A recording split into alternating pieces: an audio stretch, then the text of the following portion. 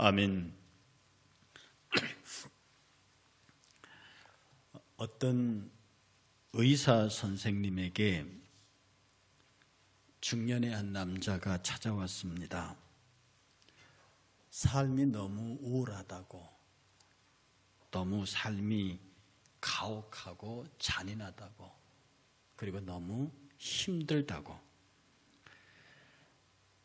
자기 혼자 있는 고독감에 가득 차 있고, 또 무엇인가 앞이 모호하고 불확실하다고, 그래서 혼자 막 울 때가 있다고, 그래서 어떻게 할 길이 없어서 내가 선생님을 찾아왔다고. 그랬더니 그 의사 선생님 그 얘기를 다 듣더니 본인 내가 당신을 치료할 수 있을 것 같지는 않습니다. 그런데 오늘 우리 동네 우리 마을에 파글라치아라고 하는 유명한 광대 토크쇼 하는 사람이 왔기 때문에 당연히 그 사람 토크쇼에 1시간만 같이 있으면 내 장담컨대 당신은 다 치료받을 수 있습니다. 그랬더니 그 남자가 갑자기 대성통곡을 합니다. 그리고 그 의사 선생님에게 말하기를, 선생님, 제가 그 바로 당신이 말하는 파글라치아입니다. 모든 사람들이 힘들면 자기에게 온다는 거죠. 인생이 괴롭고 힘들고 우울하고 고독하면 다 자기의 토크쇼에 와서 자기의 원맨쇼를 보고 자기 그 재미있는 이야기와 내용들을 듣고 위로를 받고 회복되고 그리고 한방 웃음을 짓고 갑니다.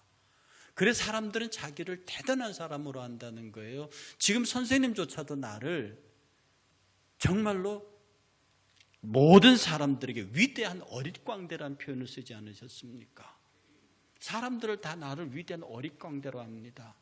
많은 사람들에게 행복을 주고 웃음을 주는 사람이에요. 근데 나는 너무 힘듭니다. 나는 너무 고통스럽습니다. 어제 말입니다. 우리 삶 속에서 많은 사람들의 존경과 사랑과 관심과 그런 것들을 받고 있는 사람들이 어쩌면 누구보다 외롭고 누구보다 고독하고 누구보다 우울하며 누구보다 힘들 수 있다는 사실. 한때 정말로 대단한 일을 했는데 그 마지막에 홀로 있다고 하면, 아무도 그를 알아주지 않는다고 하면, 많은 사람이 찾아올 때도 이렇게 괴로운데 고독스러운데 그 명성의 시기가 다하고 아무도 그를 찾아주지 않을 때 그가 가져야 하는 상실감이나 고독감은 얼마나 크겠습니까? 사도 바울입니다. 오늘의 본문은요, 자기의 믿음의 아들 디모데에게 보낸 편지 마지막 부분인데 거의 유언과도 같은 부분입니다. 오늘 읽은 본문의 앞부분의 1절부터 8절까지는요, 내가 관제와 같이 부음의 때가 다 되고 내가 달려갈 길을 다 달렸다고 하는 유언의 말이 있습니다. 그러면서 디모데에게 보낸 편지의 마지막 부분입니다. 저는 이 설교를 준비하면서 디모데가 얼마나 외로웠을까? 바울이 얼마나 외로웠을까? 얼마나 힘들었을까? 얼마나 아팠을까? 그리고 얼마나 무서웠을까? 그런 바울의 마음을, 바울의 신앙이 대단하고 정말 젊었을 때는 앞치마만 지나가도 죽은 사람이 살아나던 그런 시절의 바울이 늙어서 이제는 곧 자기가 로마 황제의 칼날에 목이 떨어질 시간이 점점 다가오고 있을 때, 자기 주변의 사람들은 다 떠나가고 있을 그 시점에서 바울은 디모데에게 편지를 보냅니다. 뭐라고 말하느냐? 너는 속히 내게 오라. 21절에 너는 겨울 전에 오라. 9절에 너는 어서 속히 내게로 오라. 21절에 겨울이 오기 전에 오라. 이 두 마디를 한마디로 모으면 두 개의 단어가 됩니다. 겨울, 그리고 오기 전에. 겨울이 오기 전에 빨리 와라. 물리적으로 왜 겨울에 와야 되냐 하면 지금은 그렇지 않습니다만 지중해가 겨울이 되면 엄청난 파고가 있어서 범선 따위의 배들은 뜨지를 못한답니다. 그래서 만약에 지금 겨울이 오기 전에 지금 오지 않으면 그 배를 탈 수가 없고, 그 배를 탈 수 없으면 내년 봄에나 올 수 있게 되고, 만약에 네가 내년 봄에 왔을 때 내가 과연 살아있을지, 내가 너를 다시 볼 수 있을지 알 수 없으니 이 겨울이 오기 전에 너는 빨리 오라고 말합니다. 겨울, 인생에는 계절이 있다고 합니다. 봄은 청년들, 청춘들의 계절이라 합니다. 여러분, 치열하게 살아야 하는 장년들의 계절이라 합니다. 그리고 가을은 황혼기에 있는 노년기의 계절이라 합니다. 그러면 겨울은요, 겨울은 온 연령대를 초과해서 다 있습니다. 겨울은 시련기거든요. 지금 여기 앉아 계시는 저와 여러분들은 나이에 관계없이 여러분의 나이에 맞는 수많은 겨울들을 겪어오셨습니다. 사람 때문에 겨울을 겪었어요. 사업 때문에, 직장 때문에, 가정 때문에, 남편과 아내 때문에, 자식 때문에, 부모 때문에, 하여튼 다양한 모양으로 우리의 삶의 겨울을 견뎌왔습니다. 그리고 이 겨울은 우리 앞에도 계속 반복될 것을 알고 있습니다. 그리고 최후로, 마지막으로 죽음의 겨울이 있을 것이고, 최종적으로 하나님 앞에서 심판의 겨울이 있을 것입니다. 사도는 말합니다. 겨울이 오기 전에 속히 오라. 겨울이 오기 전에 속히 오라. 우리 인생의 겨울들을 많이 보면, 이 겨울을 제대로 준비하지 않으면, 그 겨울이 엄청나고 힘든 세월의 시간을 가질 수 있다고 하는 것입니다. 지혜로운 사람은 겨울을 준비해야 합니다. 예수께서는 지금도 우리를 향하여서 너희의 본격적인 겨울이 진행되기 전에 오라고 말합니다. 예수 그리스도를 믿지 않는 그들에게는 지금 너희에게 전파되는 이 구원의 때를 따라서, 보라, 지금은 은혜 받을 만한 때요, 지금은 구원의 날이니 너희의 심판의 겨울이 오기 전에 빨리 내게로 오라는 예수 그리스도의 편지를 받아야 합니다. 이미 예수 그리스도의 편지를 받아서 구원의 배에 오른 모든 사람들은 그 삶의 여정에서 오는 겨울을 이겨내기 위한 기회를 사야 합니다. 에베소서 5장 15절은 이렇게 말합니다. 그런즉 너희가 어떻게 행할지 자세히 주의하여 지혜 없는 자같이 하지 말고 오직 지혜 있는 자같이 하여 세월을 아끼라. 때가 악하니라. 그러므로 어리석은 자가 되지 말고 오직 주의 뜻이 무엇인지 분별하도록 하라. 여기서 지혜는요, 때를 분별하는 지혜입니다. 그리고 세월을 아끼라는 말을 정확하게 번역하면 기회를 살아나는 말입니다. 이 말을 합치면 너희가 때를 분별해서 그 때가 되거든 즉시 그 때의 기회를 사라는 겁니다. 우리가 기회를 사야 합니다. 때를 사야 합니다. 무엇으로? 우리의 가장 소중한 것으로, 그 기회를 살 때에 여러분들이 가지고 있는 가장 소중한 것으로 그 기회를 사야 합니다. 기회는 자주 반복되는 것이 아닙니다. 세상 사람들도 인생에 성공할 기회가 3번이 온다고 하죠. 우리 예수 그리스도의 은혜의 사람들이 사는데도 기회가 그렇게 항상 있는 것은 아닙니다.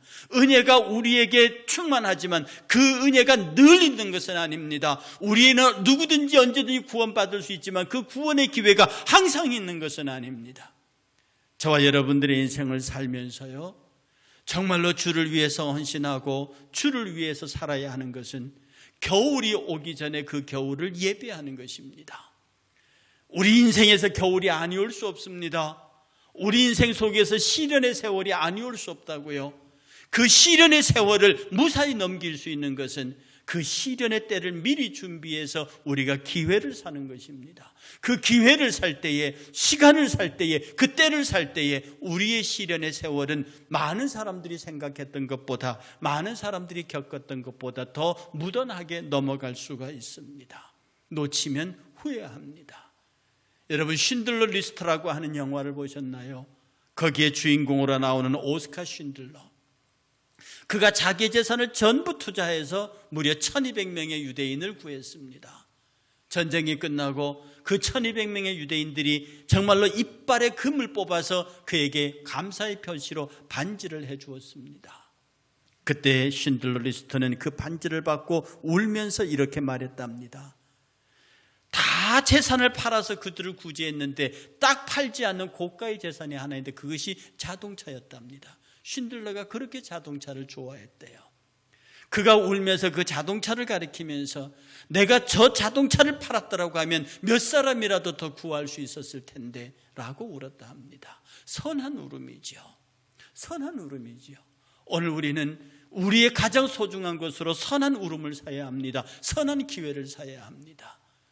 여러분의 겨울, 인생의 겨울은 언제 또다시 올지 모르겠지만 그 겨울을 무던하고 따뜻하게 넘길 수 있기 위해서는 우리는 많은 기회를 사두어야 합니다. 우리는 많은 것들로 주 앞에 드릴 수 있는 것들로 모아두어야 합니다. 그런데요, 오늘 이 바울의 편지 가운데 데마라는 사람이 등장합니다.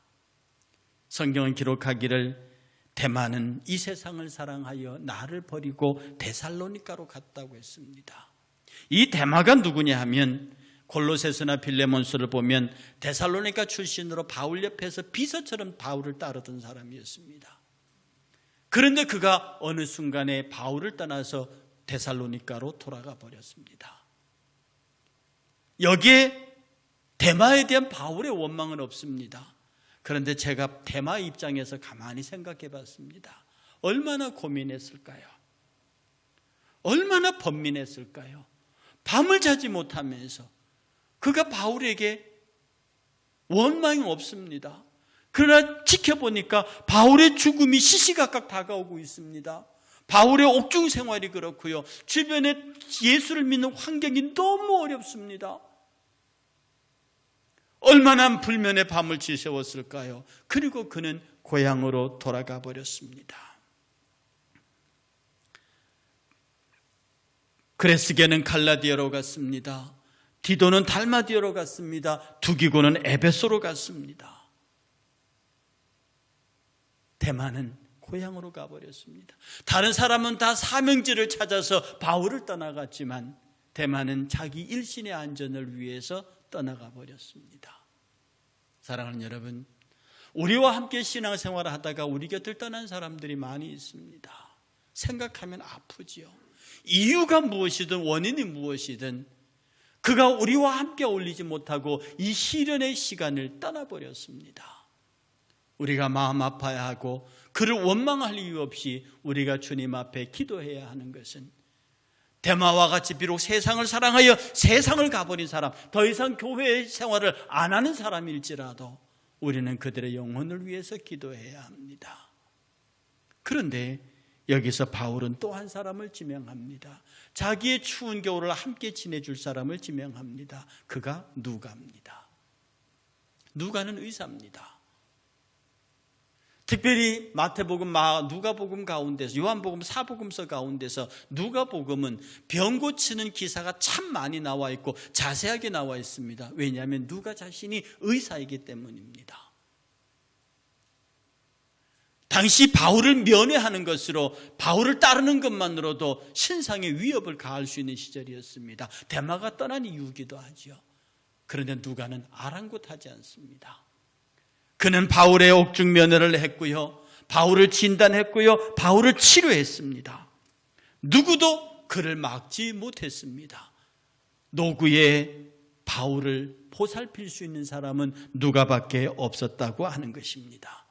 그래서 그는 누가복음의 저자가 되었고 사도행전, 신약의 유일한 역사서라 불리는 사도행전의 저자가 되었습니다.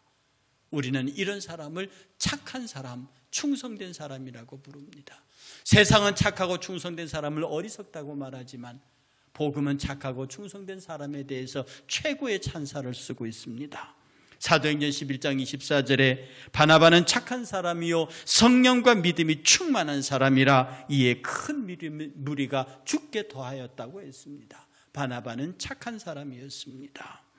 마태복음 25장 21절은 착하고 충성된 종아 내가 작은 일에 충성하였으며 내가 많은 것으로 내게 맡기리니 내 주인의 즐거움에 참여할지니라.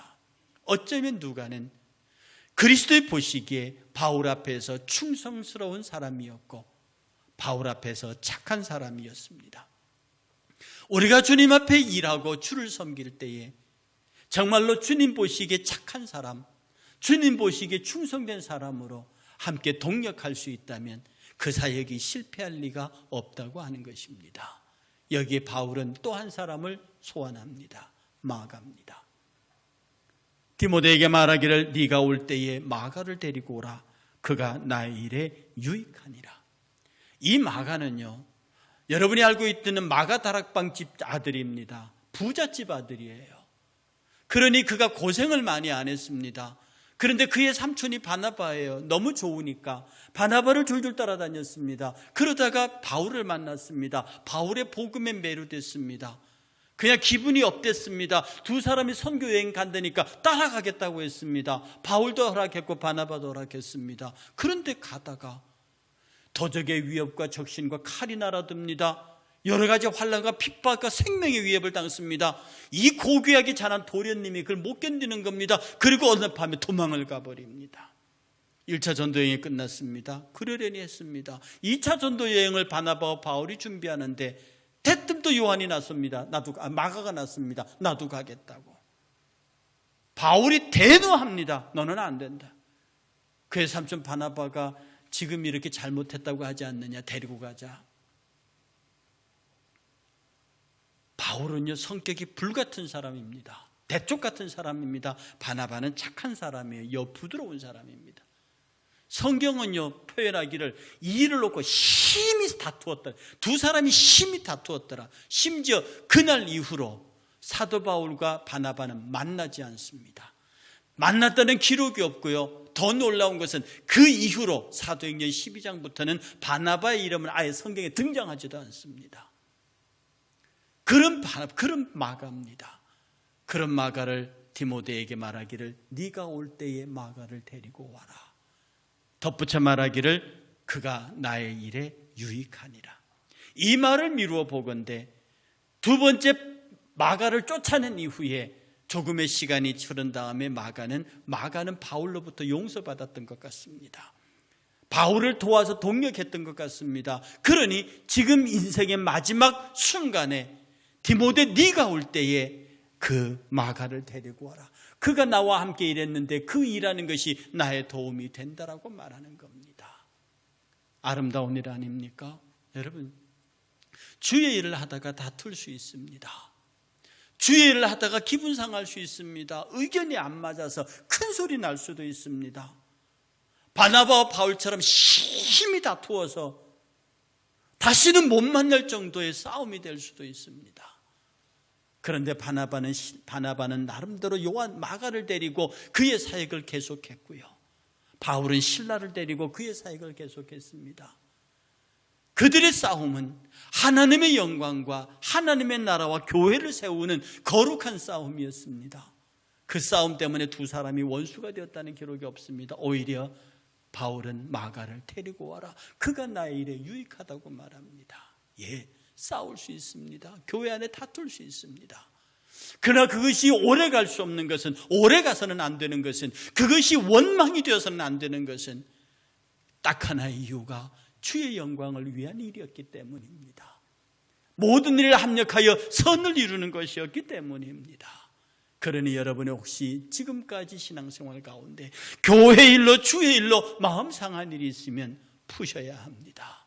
그를 불러서 주의 이름으로 사랑하고 불림을 받아서 주의 이름으로 용서하고, 그렇게 해서 마가가 바울의 마지막 시점에서 도움이 될 수 있었던 사람이 된 것처럼 우리도 우리의 모든 사역에서 누구에든지 주의 일을 위하여 도움이 될 수 있는 사람이 되어야 할 것입니다. 여기서 바울은 또 하나의 사람을 소환합니다. 구리세공업자 알렉산더입니다. 알렉산더는 디모데전서 1장 20절에 보면요, 거기에 나오는 알렉산더와 동일한 인물인데요, 굉장히 충성스러운 사람이었지만 배교자가 됐습니다.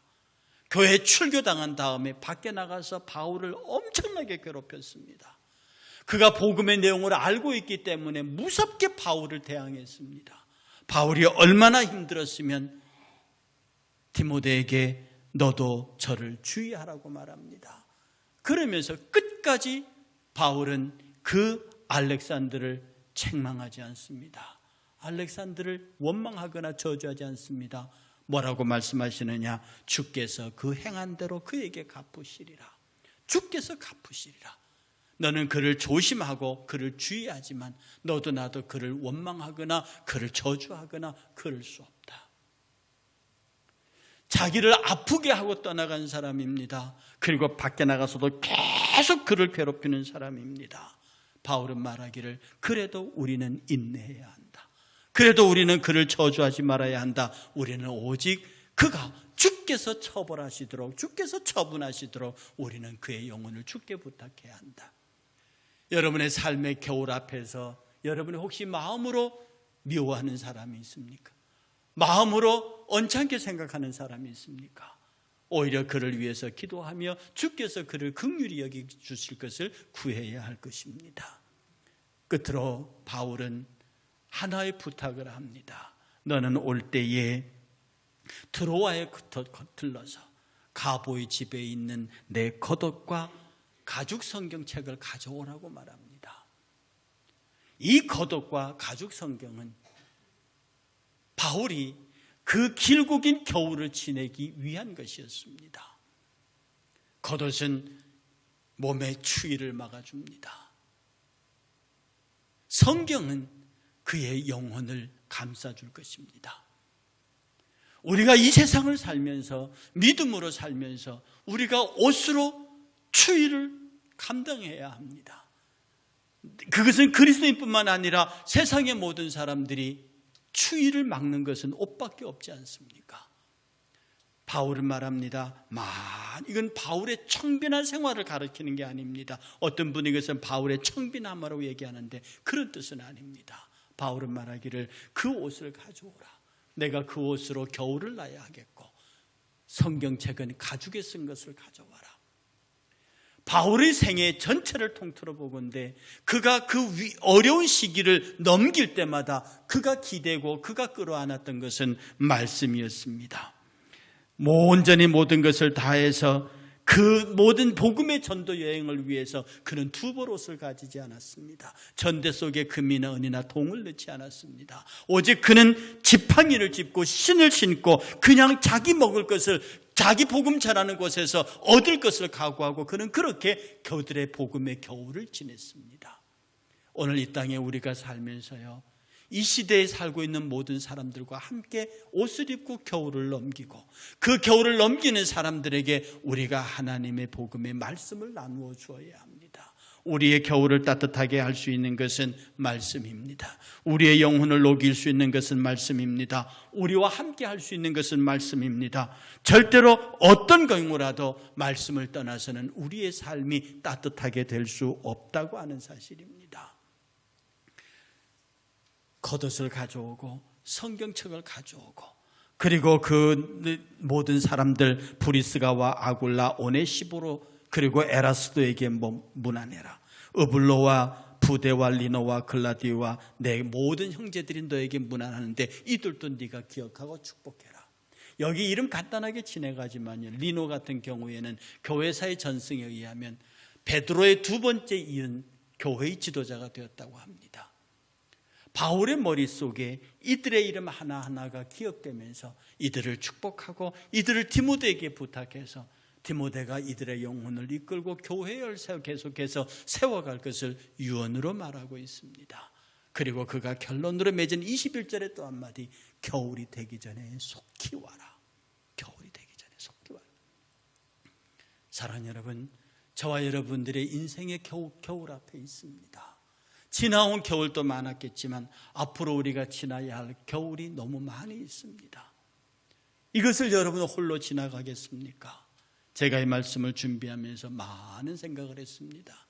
나라는 개인의 인생 속에 얼마나 많은 겨울이 지나갔는가, 그리고 앞으로 얼마나 많은 겨울이 올까, 사랑하는 성도들의 지금까지 인생 속에서 얼마나 많은 겨울을 지냈을까, 그리고 앞으로 얼마나 많은 겨울을 지내야 될까.